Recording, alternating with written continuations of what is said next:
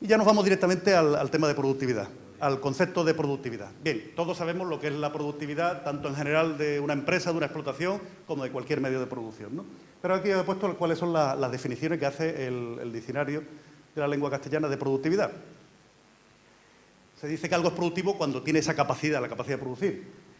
Y también se habla como la capacidad o grado de producción por unidad de trabajo, por cada uno de los medios de producción, ¿no? Y también como relación entre lo que se produce y el medio que se ha utilizado para producir.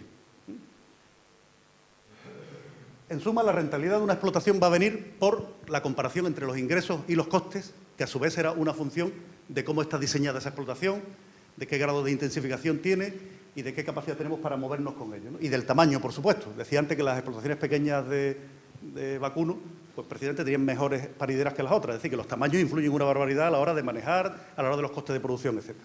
Bueno, pues ya directamente, lo he referido antes, que el entorno administrativo influye una barbaridad sobre el conjunto de explotaciones, a todos los efectos, tanto por el tema burocrático y normativo como por lo que afecta a los ingresos. Y ahora lo vamos a ver de una forma clara, ¿no? Vamos a ver, estos son los elementos fundamentales que tenemos para hacer los análisis económicos. Yo he seguido con estos indicadores lo que el Ministerio de Agricultura lleva haciendo desde hace muchos años. El Ministerio de Agricultura suele utilizar, tanto para agricultura como para ganadería, 3 indicadores fundamentales en los cultivos, igual en la ganadería, que son el del margen bruto, el del margen neto y el del beneficio de la explotación. Os explico brevemente cómo, para enseñaros después unos ejemplos de 2 tipos de explotaciones ganaderas distintas. Una de mayor intensidad y otra de menor intensidad. Pero, aunque parezcan muchas cifras, esto es muy facilito. Vamos a ver, las cifras, las siglas que aparecen arriba son las de I, son ingresos, CD son los costes directos, CM son los costes de maquinaria, CMO los costes de mano de obra, CIP son los costes indirectos pagados, A las amortizaciones y OCI son los otros costes indirectos. Ahora os explico lo que es cada uno y el efecto que tiene para que sepamos bien cuál es la rentabilidad de nuestras explotaciones. La base es la siguiente. Normalmente, cuando el Ministerio de Agricultura hacía el seguimiento de las explotaciones, lo que hace es comparar qué ingresos tiene una explotación y qué gastos variables o costes directos tiene. Y ese es el margen que normalmente utiliza. Por ejemplo, en trigo. A ver, ¿cuánto trigo produzco y cuánto me gasto en semillas, en fertilizantes, en fitosanitarios, en los costes variables? Y ese es uno de los márgenes que más se estudia. Ese es el margen llamado margen bruto. Porque ahí no se meten los gastos generales de la explotación, aquellos que hay que repartir después proporcionalmente a cada uno de las producciones. Bien, pues esa es la diferencia entre el margen bruto y el margen neto. El margen bruto es lo que yo ingreso menos los gastos variables que tengo. Sí, semillas, fertilizantes, fitosanitarios. En ganadería extensiva, ¿cuál sería el margen bruto? Lo que obtengo por las vacas, por los terneros, perdón, vendidos en terneros más los ingresos que tenga por subvenciones, etcétera, menos lo que me gasto en alimentación complementaria, que es el principal de los costes que tiene una explotación de vacuno extensivo, y los costes de veterinario, que suelen ser bastante más pequeños, veterinario y zoosanitario, y fundamentalmente esos. Productos zoosanitarios, algún producto que tenga para el que tenga cultivos forrajeros, alguna cosa de ese tipo. Pero básicamente la alimentación complementaria nos lleva mucho. Entonces, ¿qué ocurre? Que quizás el margen bruto en ganadería no es el mejor indicador que tenemos, porque decir cuánto ingreso y cuánto me gasto en alimentación complementaria, bueno, tampoco es el indicador mejor que tenemos. En ganadería extensiva tenemos que afinar un poquito más, porque el coste principal que vamos a tener, además de la mano de obra, todos lo sabéis, aparte de la alimentación complementaria, ya he adelantado cuál es el otro, es mano de obra y después el coste de la propia explotación. Tener una explotación significa o que la he arrendado y tengo que pagar una renta, o que tengo un capital que también me tiene que rentar de alguna forma, ¿no? Bien, vamos a pasar. Este es un cuadro que parece muy, muy complejo porque tiene muchísimos datos ahí, pero no es tan complejo, ahora lo veréis. Aquí están 2 casos concretos de la provincia que podéis identificar perfectamente. Uno sería el de la izquierda, las 2 columnas de la izquierda, el de una explotación, por ejemplo, de Medina, con 200 hectáreas de pastos y con 100 vacas. Es decir, una explotación con 0,5 vacas por hectárea. Mientras que la de la derecha sería una explotación de Vejer, por ejemplo, más pequeña, con 50 vacas en 70 hectáreas. Creo que corresponden a 2 casos perfectamente usuales, y si alguno quisiera podríamos ver algún otro, pero son perfectamente usuales. De tal forma que, y esos son datos ciertos, en las explotaciones de Vejer hay más parideras, en muchos casos cercano al 90%, mientras que en las explotaciones más grandes, por ejemplo, una de estas de Medina, pues la paridera bien están que esté en el 75%. En una tenemos una carga ganadera de 0,5 vacas, la de la izquierda, en estas que estamos diciendo de Medina, así de forma genérica, y en una de Vejer tendríamos de 0,71 vacas por hectárea. Bueno, esos son datos que van a significar bastante en la explotación. Bastante en el punto inicial. Al final veremos que no son tan significativos. Entonces, evidentemente, superficie de labor suelen tener nuestras explotaciones, no ocurre en otras zonas de la provincia o sobre todo en otras zonas de Andalucía, pero suele haber muchas fincas con terrenos de labor, cuyas rastrojeras son fundamentales para la explotación. Corregidme si no es así, pero me da la impresión de que, por ejemplo, en la zona de Vejer pues, hay más superficies dedicadas a cultivos forrajeros para el ganado que lo que puede haber en Medina, aunque también las hay, por supuesto, en Medina. Pero en el caso práctico nuestro, he puesto como si en la de Vejer sí hubiera cultivo forrajero, además, y en la de Medina no lo hubiera. Y en la de Medina tiene los pastos, las rastrojeras y lo que le eches de comer durante 3 o 4 meses. He puesto como cifra media de echar de comer al ganado 3 meses. Sé que en algunos sitios hay que echar más de 3 meses y sé que en algunas fincas pues, hay suerte y puede que se eche menos de tiempo, pero como cifra media podían ser 3 meses. En la de Vejer, pues, lo voy indicando porque si no, vamos a ver. Aquí están los de la superficie y la carga ganadera. Aquí también la superficie en Vejer, 70 hectáreas y la carga ganadera 0,71. Como superficie de labor, 100 hectáreas en la de Medina y 50 he puesto en la de Vejer. Como superficie de cultivo forrajero no he puesto nada en la de Medina y 10 hectáreas en la de Vejer.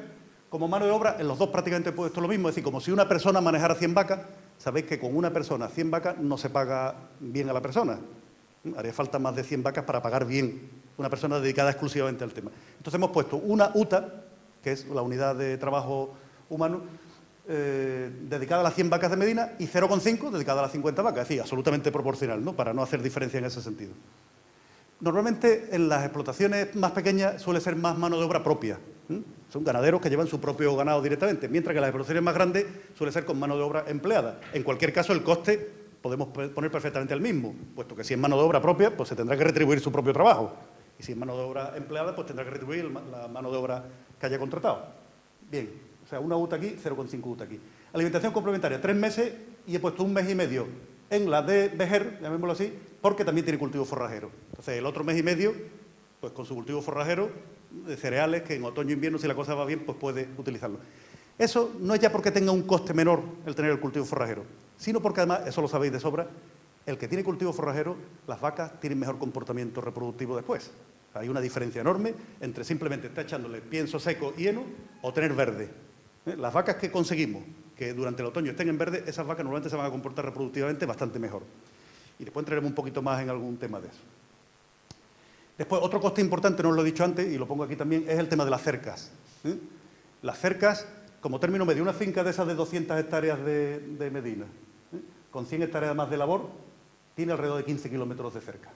O sea, aproximadamente hay 50 metros por hectárea de cerca, en fincas de ese tipo. En fincas de 300 hectáreas por ahí tenéis que calcular 50 metros. En las fincas más pequeñas hay más metros por hectárea, es decir, 60 metros por hectárea, 60 o 70. Al ser las fincas más pequeñas, eso es cuestión de dimensiones y de superficie, salen más metros de cerca por cada hectárea. En reparación y conservación, todos lo sabéis que he considerado, para simplificar mucho el análisis que ahora vamos a ver a continuación, he simplificado muchísimo, como si no hubiera que amortizar nada. Y los corrales de manejo, por supuesto que hay que amortizarlos, los eniles y las naves hay que amortizarlos, pero si nos metemos en eso sería muy complejo. Entonces, aquí lo costoso realmente de una explotación ganadera, todos lo sabéis, son las cercas. Ahí es donde más dinero se va, sin discusión. Y, bueno, y si queréis lo discutimos, si alguien piensa que estoy equivocado, pues lo discutimos. Pero donde se va más es en la reparación de cercas. No he puesto amortización de cercas por una razón. Porque la cerca, si se está encima de ellas permanentemente, la cerca le pasa como el ganado, que se conserva. Que los alambres se oxidan, están peor y tal cual, se pone un alambre nuevo, 2 alambres nuevos, que los hincos se han oxidado, se han ido, se pintan o se quita, se pone uno nuevo. Normalmente las cercas no dice uno, la quito entera y la vuelvo a poner. Normalmente no es así. Normalmente se van reparando y se van conservando. Y por lo tanto, no pensamos en amortización, sino en unos costes de conservación bastante altos. Bastante altos que yo he considerado de 0,40 euros por metro lineal de cerca al año. Sí, el equivalente a unas 60 y tantas pesetas antiguas por metro lineal. ¿En base a qué? A que si me cuesta aproximadamente 4 euros el metro, no sé si estaría de acuerdo o no, aproximadamente 600 y pico de pesetas el metro construido nuevo de cerca, pues yo aproximadamente me voy a gastar el 10% de eso cada año en reparación.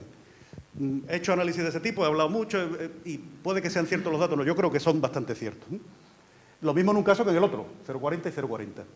Y ya entramos en los datos. Ingresos, vamos a ver, ¿qué ingresos se producen en la explotación esta? Pues 75 terneros por 450 euros el ternero, de media, pues 33.750 euros de ingresos. Mientras que en la de aquí, 45 terneros por 450 euros, 20.250 euros. Por ayuda de vacas nodrizas hemos entendido que todas tienen la subvención de aproximadamente 200 euros, lo cual nos daría 20.000 euros más en este caso y 10.000 euros más, la mitad en este. Si nos situaríamos en total de ingresos 53.000 y en este en 30.000. Los costes directos, los que hemos dicho de alimentación complementaria, aproximadamente una vaca consume al año unas 2.400 unidades forrajeras. No sé si sabéis todo lo que es una unidad forrajera o no, pero ahora sería un poquito más largo explicarlo, pero en líneas generales una vaca consume 2.400 unidades forrajeras, que sería como si dijéramos 3.000 kilos de materia seca. No se debe utilizar el kilo de materia verde, porque el kilo de materia verde es que varía una barbaridad. El agua de unos forrajes unas veces es mayor que en otros forrajes y entonces nunca se debe utilizar kilos de forraje verde, sino kilos de materia seca. Si habláramos de kilos de materia seca, estaríamos hablando de más de 3.000 para producir esas 2.400 unidades forrajeras. He considerado que la cuarta parte se le da durante el otoño en forma de alimentación complementaria y que el coste, también lo podemos debatir si queréis, es de 0,25 euros por unidad forrajera. Es decir, 40 pesetas por el equivalente a un kilo de cebada. ¿Estáis de acuerdo con eso? ¿No estáis de acuerdo? Más o menos esas son las cifras con las que se ha estado moviendo este año. Los precios de los cereales de pienso y los piensos han estado por ahí, por encima de las 40 pesetas. En general. En el caso de Vejer, como la mitad de eso sí se lo va a dar en alimentación complementaria, pues sale algo menos y, sin embargo, gasta algo en cultivo forrajero. Que utilice el cultivo forrajero en lugar de utilizar el pienso, económicamente es positivo. ¿Por qué? Porque las unidades forrajeras producidas con el cultivo forrajero son más baratas y encima te ofrecen más. Así que siempre que se pueda, un consejo que se podría dar clarísimo a cualquier explotación es que cultivo forrajero hay que tener. O sea, el otoño y el invierno, si lo podemos cubrir con cultivo forrajero, muchísimo mejor que si lo tenemos que cubrir con alimentación complementaria. El que pueda debe hacer eso, aunque signifique retirar algo de tierra de agricultura o sembrar algo dentro del área de dehesa, pero yo apostaría desde luego por ese tema. Bien, medicamento y veterinaria es poco el gasto en general, he puesto 15 euros por vaca en el caso este y 25 en este, siempre se gasta algo más el de la explotación más intensiva y más controlada. Y de eso ya salen el total de costes directos, 16.500 aquí, 8.000 aquí. Más o menos toda la mes sale la mitad de explotación, mitad del otro. No hay una diferencia todavía grande, ¿no?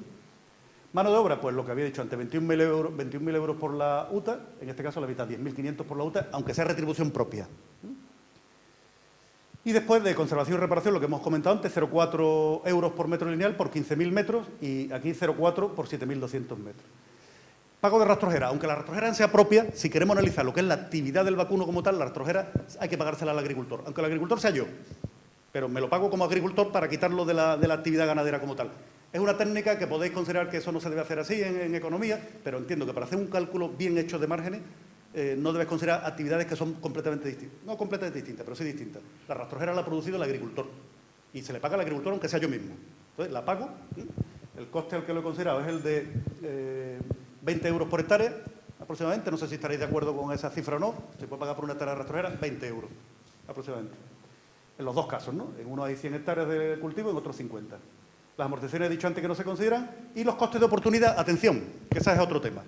Los costes de oportunidad son lo que yo cobraría, suponiendo que la finca sea propia, lo que yo cobraría por esa finca si la arrendara para pastos. He considerado que en el caso de la de Medina podría ser de 100 euros por hectárea, sin considerar que en esa finca se cobren derechos de pago único ni nada de eso, que eso, como sabéis, distorsiona muchísimo el mercado, sino como pastos.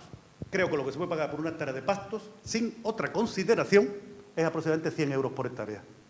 Mientras que una finca debe ser de más calidad en cuanto a producción, suponiendo que lo sea, por supuesto que hay variabilidad en esto, pues se pagaría algo más si son, como hemos dicho ya, grandes sullares de estos de producciones enormes, como los que estamos viendo ahora, basta con que nos demos un paseo por cualquier sitio. Entonces se pagaría algo más.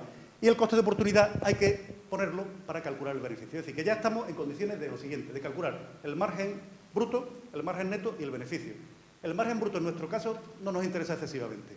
Lo vamos a poner ahora, pero no nos interesa. Nos interesa mucho el margen neto y el beneficio. Sobre todo el margen neto. Porque al final, cuando cualquiera de nosotros haga la cuenta de lo que le estamos sacando al campo, lo que hace es calcular, a ver, cuánto margen neto he sacado y cuánto capital tenía invertido. Y al final decimos, a ver, este capital, ¿cuánto me ha rentado finalmente? Creo que es el margen neto lo utilizable, puesto que en el beneficio ya le hemos quitado la finca. Ya estamos pagando la finca con el coste de oportunidad, por lo tanto es el margen neto. Bien.